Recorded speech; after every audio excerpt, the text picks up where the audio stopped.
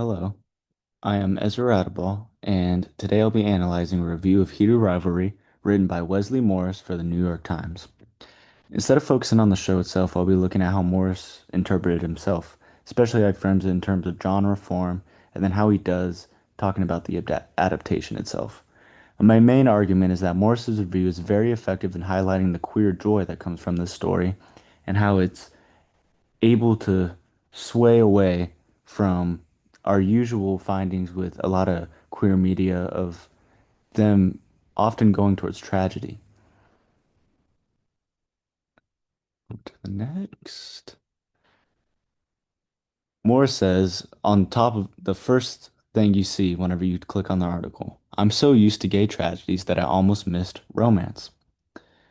And throughout these slides, I'll be showing you Wesley Morris himself, his initial reaction into his changing opinions, the adaptation, genre, form, and then at the end, talk about the strengths and limitations that came with this article. Wesley himself. Throughout the article, we learned that he says himself, as a man who loves men and as a man in love with the man. So we learned that Morris himself is actually gay, and one important aspect of this review is that he's able to give this perspective. Early in the article, he talks about his own hesitation to watch the show, even though it's about a relationship between two men. This perspective is shaped by a long history of queer media focusing on tragedy, suffering, and loss. And we also learn that he's a Yale graduate, Philadelphia born, and he's a critic at the New York Times who writes a lot about art and popular culture. So he's been able to be deep into the culture of these things, and especially coming from a gay man himself, it's able to give a great perspective on this. His initial reaction. At the beginning of the review, Morris is very skeptical. He says, I was surprised by how little I wanted to watch a man fall in love with a man on TV. He was almost standoffish. He describes the hype around the show as excessive and even a little embarrassing, and he assumed it might be shallow or over-sexualized. More importantly, is used to queer stories being tied to that tragedy, so he expects something similar here. This shows that his expectations are shaped not just by the show, but by a broader cultural history of queer representation. But then his shift in opinion. He says, I watched it and understood. Why wouldn't I have wanted this? Once he actually watched the show, his perspective completely changed.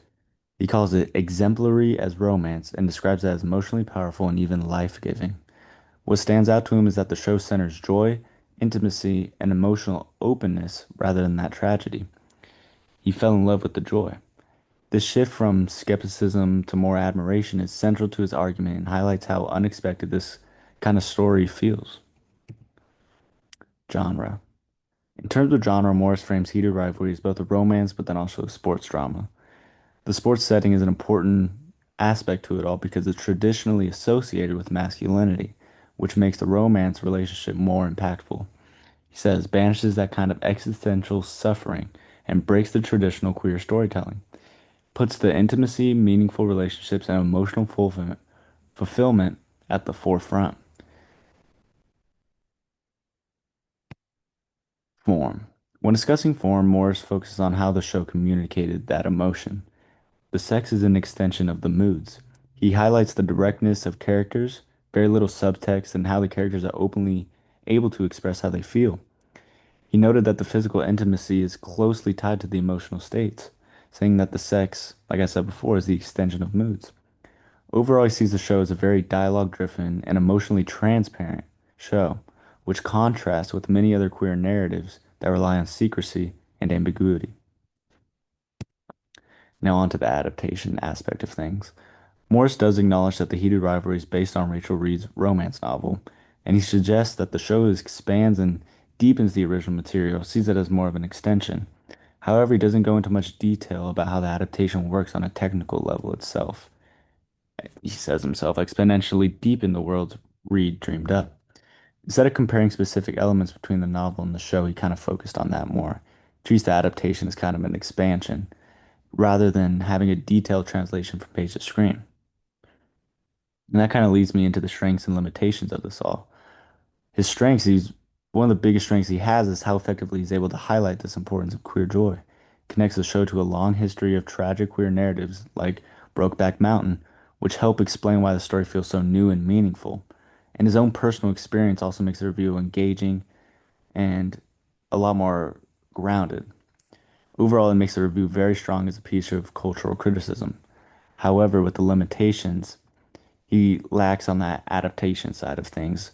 He's unable to dig down into a more deeper technical level of things whenever it comes to the adaptation. And that was definitely a limitation and one of the faults for me reading this review of his. But overall, I agree with Morris's positive evaluation of Heated Rivalry as the powerful portrayal of queer joy.